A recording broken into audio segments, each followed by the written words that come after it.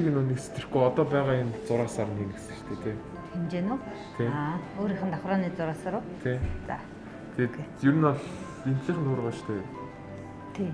Арай сул. Тий. Тэгээд нөгөө талаас адилхан байна.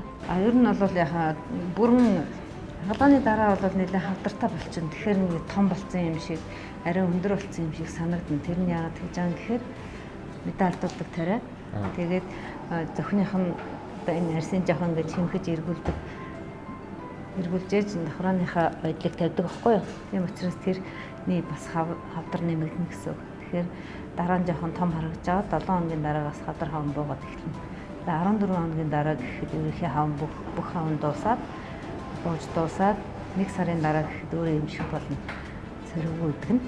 Ингэлээд үү? Тийм, нөгөө талынцсан. Ингээд үү?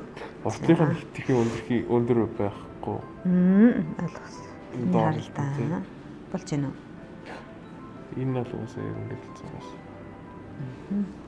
За өнөөдөр болохоор яг хийцний дараа босоод ирэхээр нулимс гоожно, нүд жоохон бүрэлзэн, юм орсон юм шиг торно. Тэгээд өнөөдөр маргааштай 3 өдөр ерөнхийдөө тусаалах хэрэглэнэ. Өглөөдөө бол зүгээр л усаар угаач штэ.